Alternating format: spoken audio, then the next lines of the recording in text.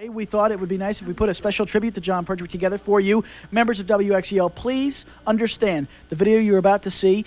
We have contacted the rarest video available. We actually flew some stuff over from England to have it transferred from PAL so you could watch the great interview with Chuck Zink, courtesy of him, as well as some great footage from NJN, as well as interviews with Caroline John, who spoke to us over the telephone. So please, with your pledge of financial support, we can continue to do this, but only with your pledge of financial support can we continue to do this. So please pick up that phone and make the call right now. You're about to see a very special tribute to Jon Pertwee. It is very heartfelt from all of us who knew and loved Jon. In fact, Jon, who was in very close communication with WXEL on some of his particular series, such as Warzel Gummidge, and of course his episodes of Doctor Who. We dedicate this to you, and we will be here after this to take your pledges of financial support. But what you're about to see is a very special dedication from everybody here at the WXEL all-volunteer science fiction task force, from us to you, going out to Jon wherever you are.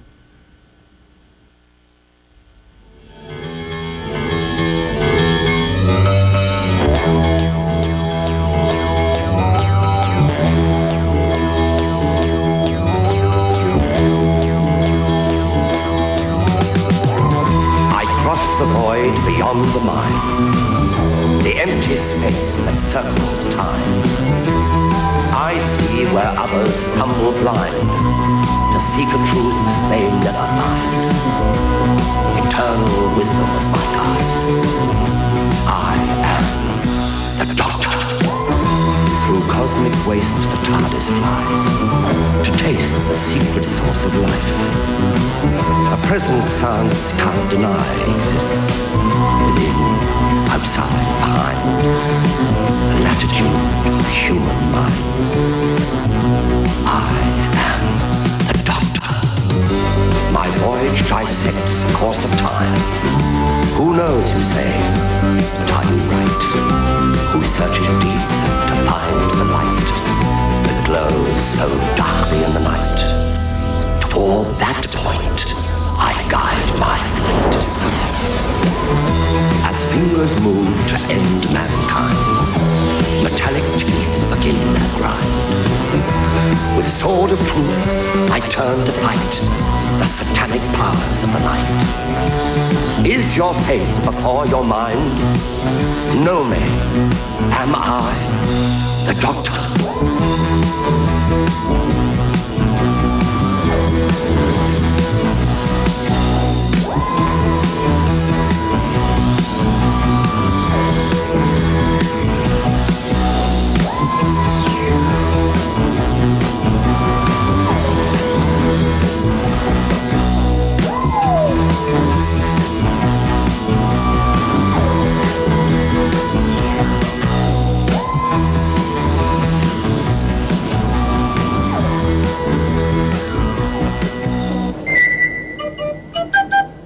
You haven't been trying to play this, have you? Patrick Troughton took it over and became a sort of pixie, which he's very good at, although he made the transition back into other parts very easily afterwards.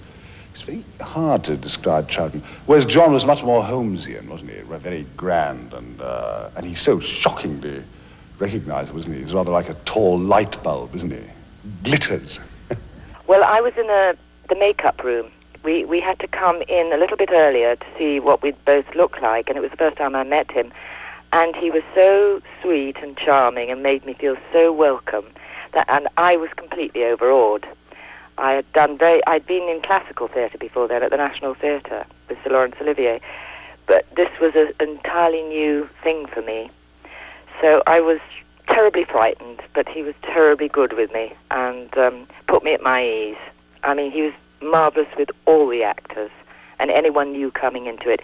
He always took responsibly and was like a sort of father figure for us all, and took care of the actors especially.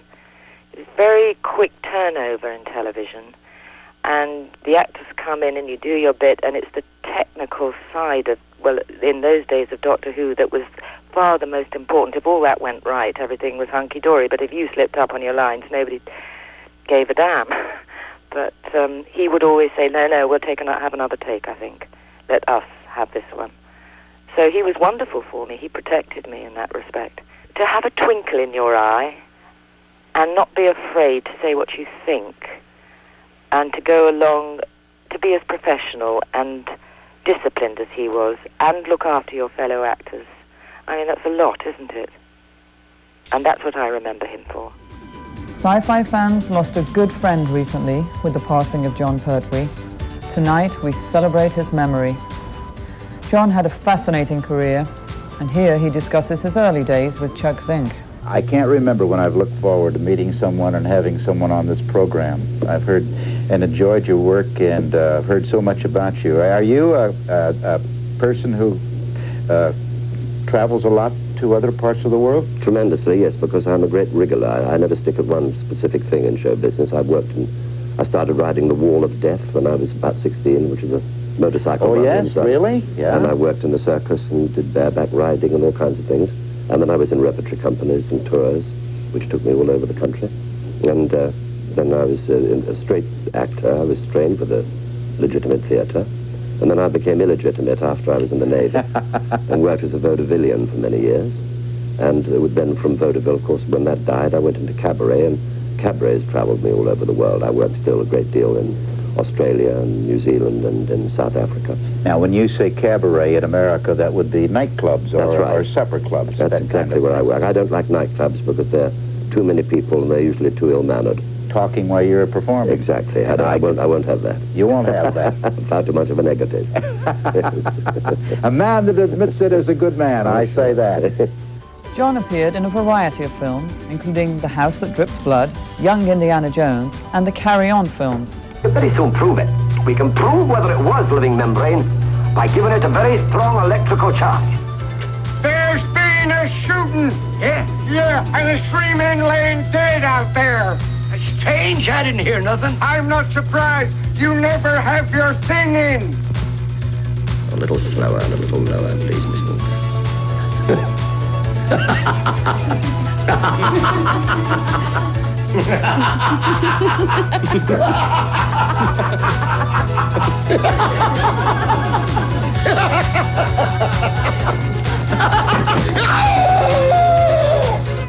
Well, I remember Sean Sutton, who was the head of programs, and he was an old mate of mine. He and I had been in the West End. I was the youngest leading man in the West End, and he was the youngest stage manager, so we were pretty close friends.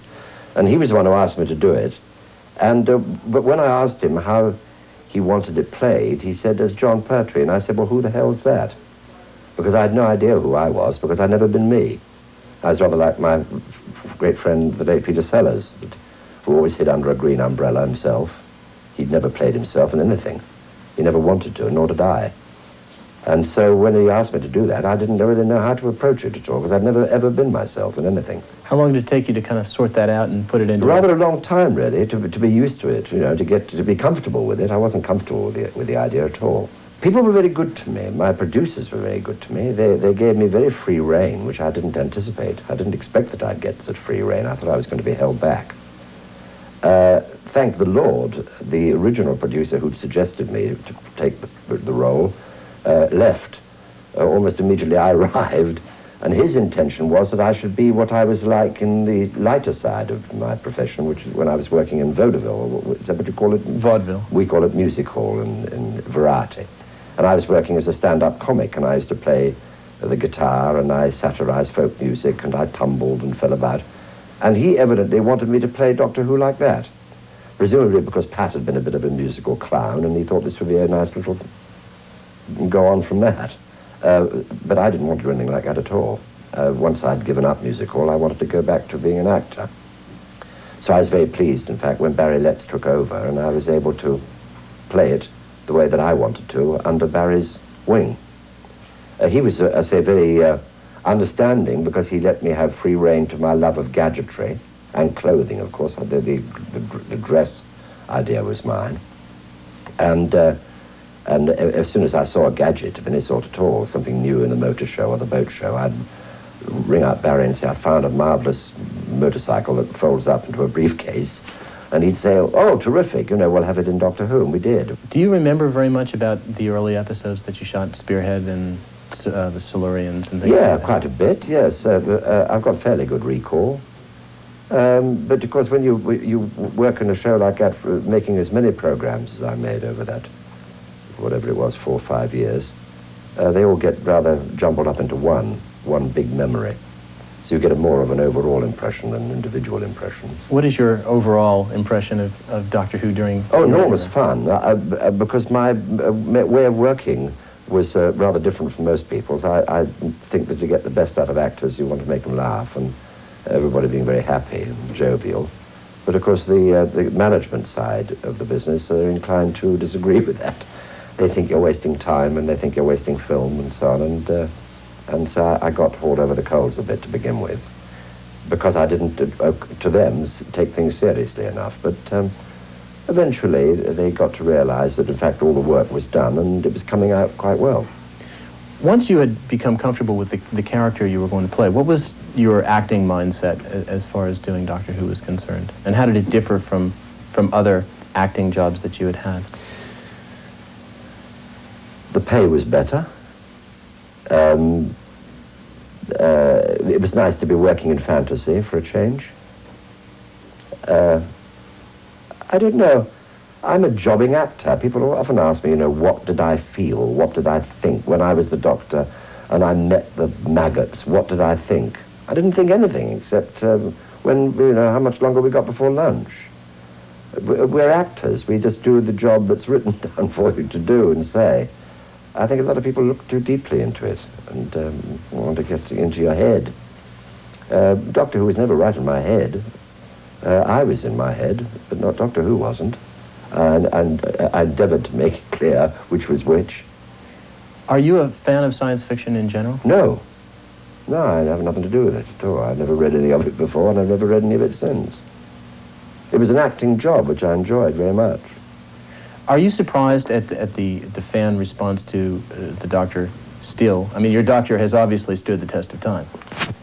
I'm staggered, but we're all staggered by American fandom.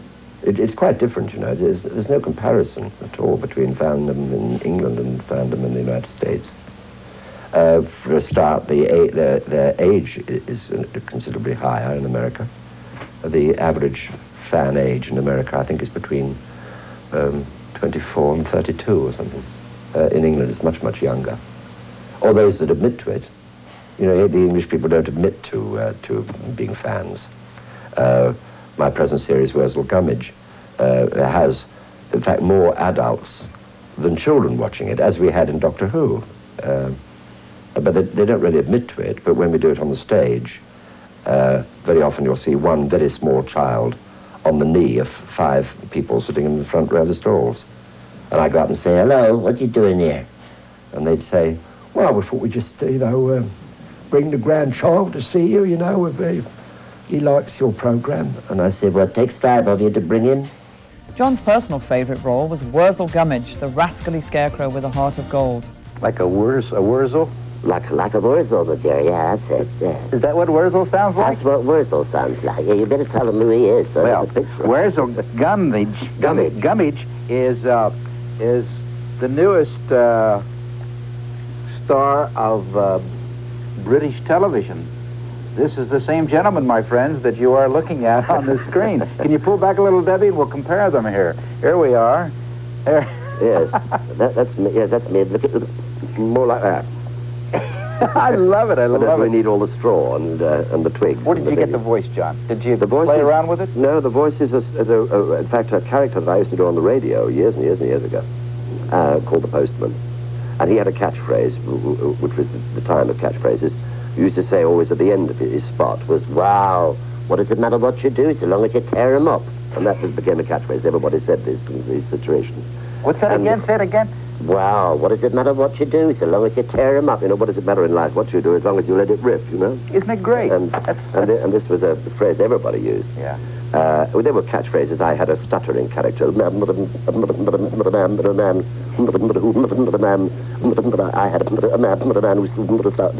stuttering. His name was Commander.